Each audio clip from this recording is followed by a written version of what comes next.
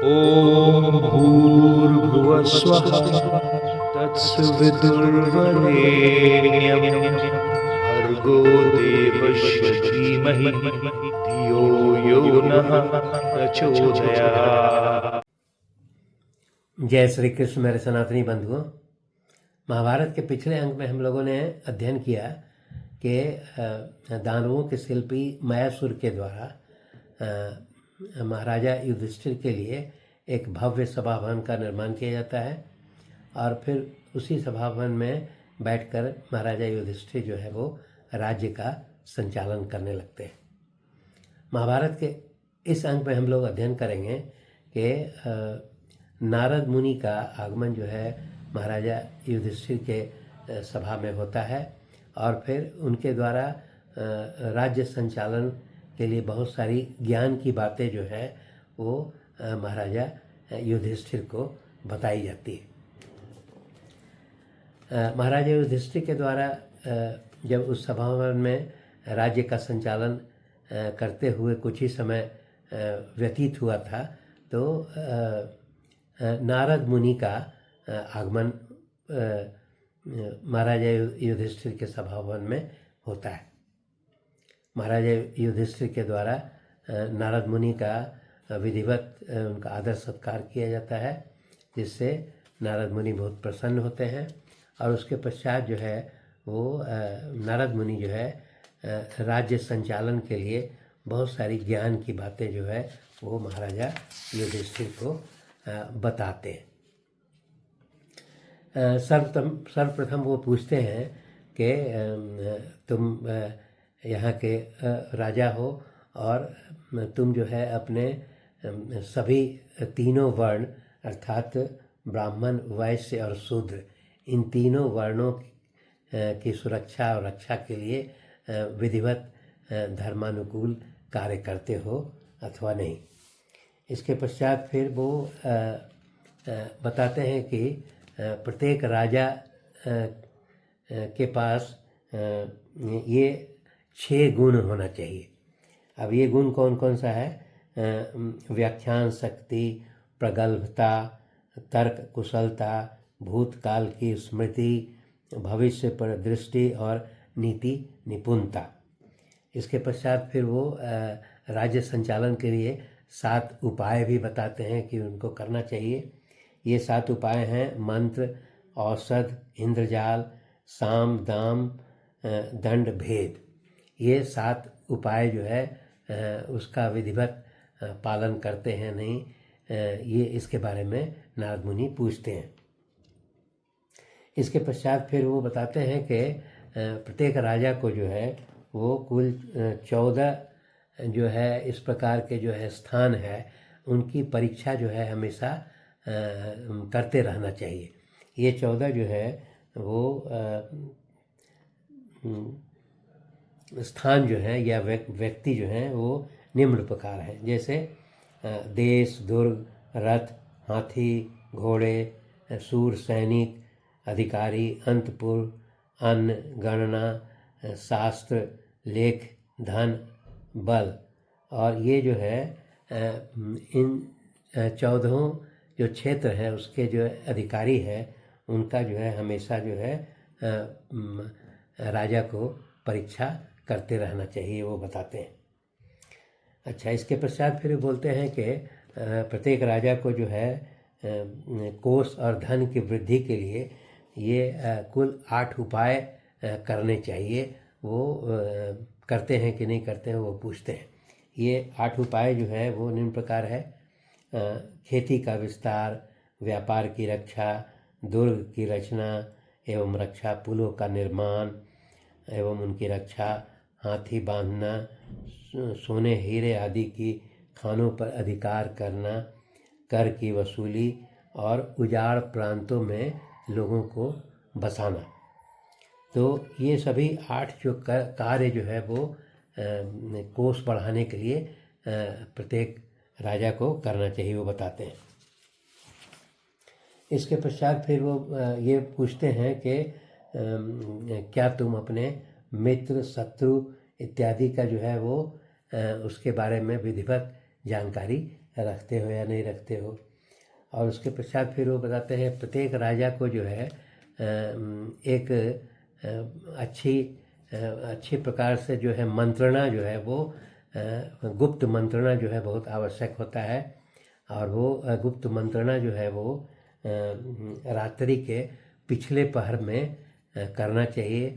और वो यह भी बताते हैं कि जो मंत्रणा जो तुम्हारे द्वारा की जाती है वो गुप्त रखते हो या नहीं रखते हो। कहने का मतलब है कि ये जो मंत्रणा है वो किसी दूसरे को इसकी जानकारी नहीं होनी चाहिए, वो यह भी बताते हैं।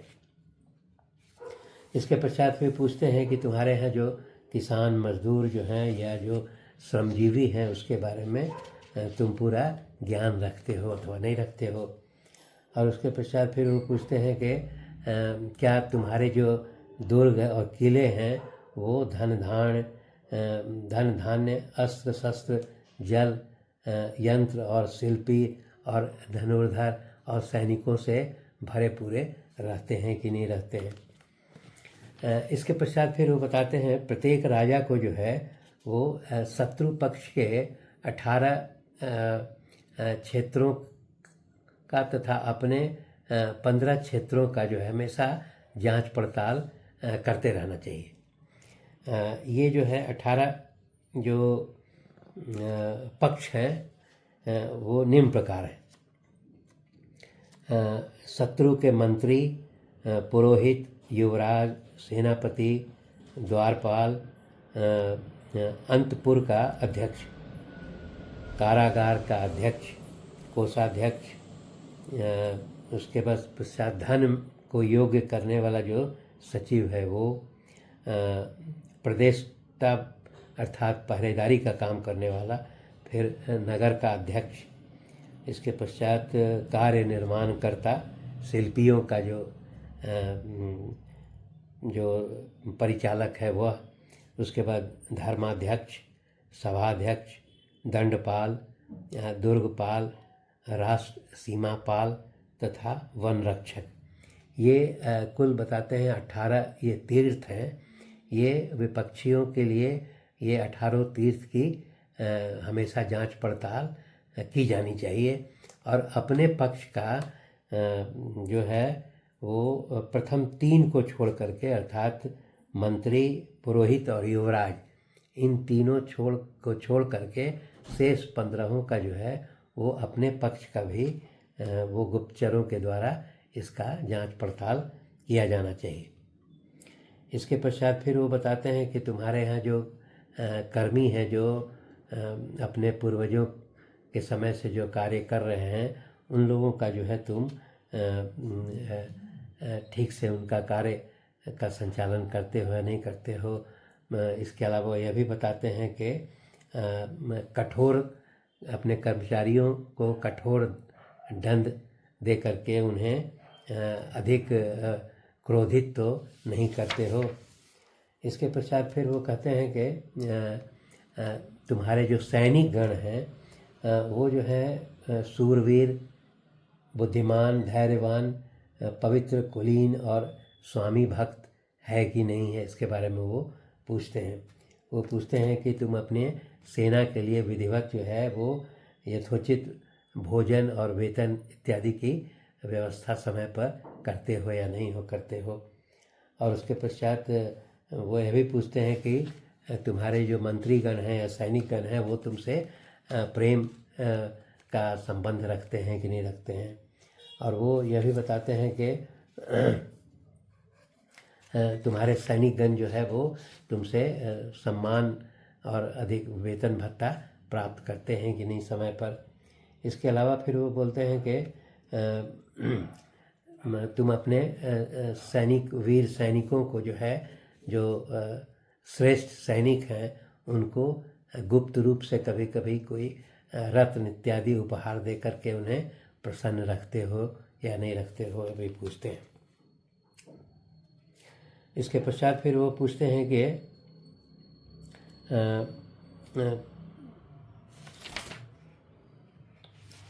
तुम्हारे जो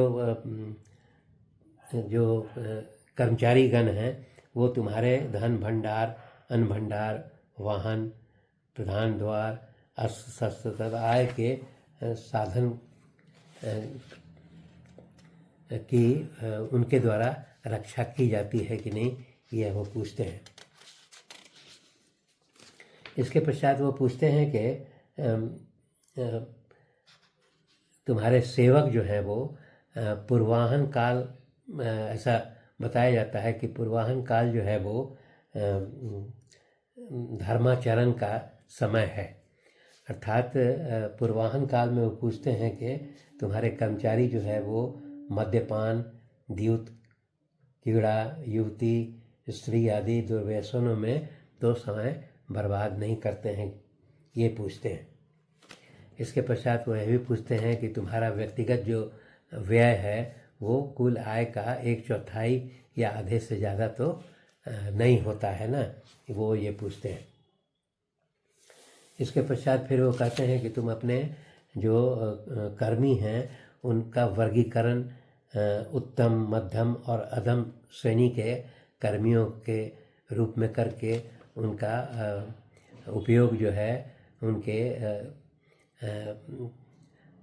गुण के आधार पर करते हो या नहीं करते हो।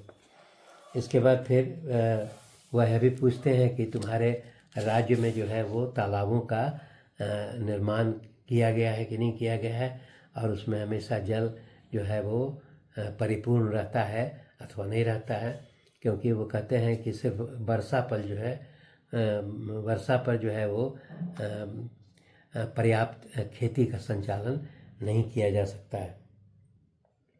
इसके पश्चात फिर वो ये पूछते हैं कि तुम्हारे राज्य में जो है वो कृषि, गोरक्षा और व्यापार इत्यादि का कार्य जो है वो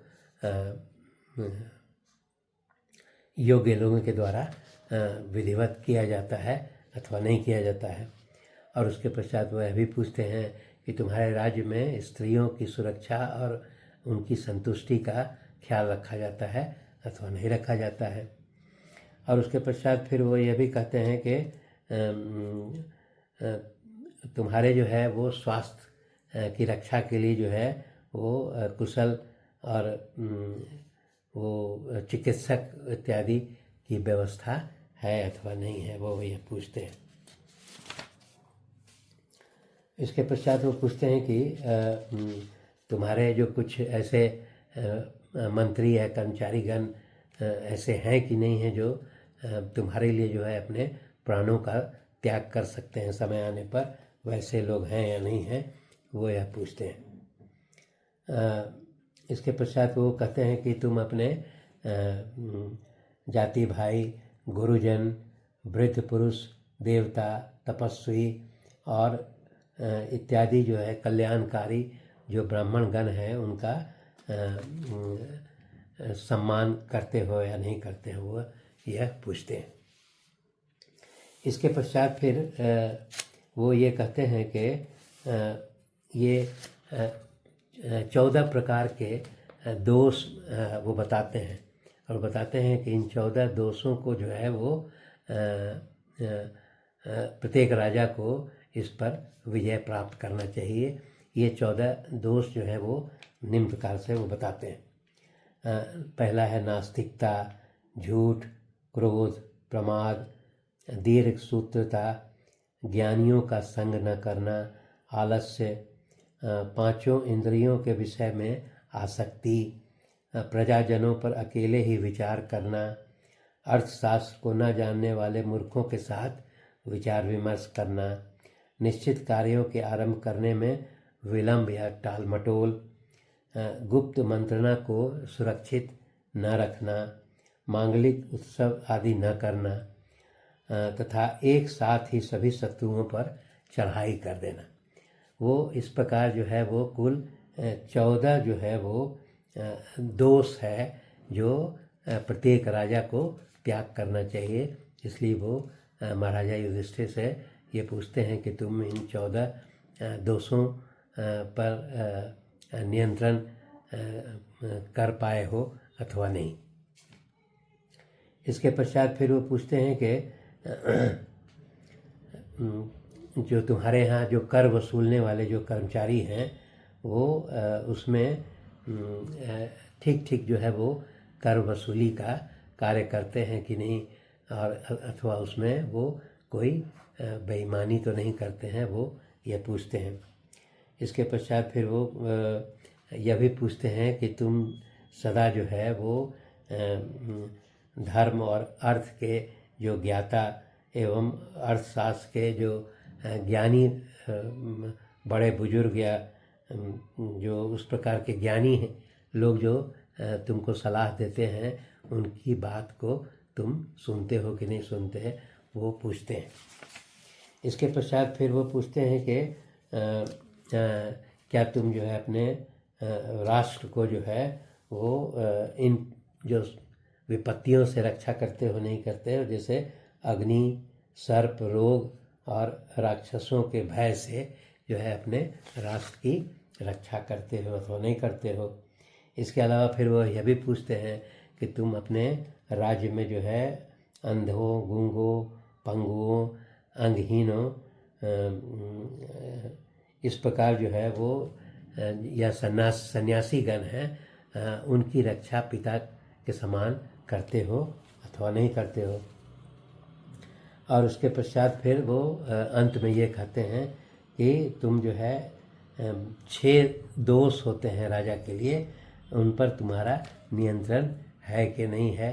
ये 6 दोष जो है वो बताते हैं, निद्रा, आलस्य, भय, क्रोध, कठोरता और दीर्घ सूत्रता। ये 6 दोष हैं। इस पर तुमने विजय प्राप्त किया है अथवा नहीं, इस प्रकार नारद मुनि जो है वो राजा युधिष्ठिर से पूछते हैं। इतना कहने के पश्चात जो है वो महाराजा युधिष्ठिर बहुत प्रसन्न होते हैं और नारद मुनि को कहते हैं कि मैंने आपके द्वारा दिए गए जितने ज्ञान की बातें हैं उनको ग्रहण किया है और मैं जो है वो आपके बताए मार्ग के अनुसार ही इस राज्य का संचालन करूँगा। शेष अगले अंक में। धन्यवाद।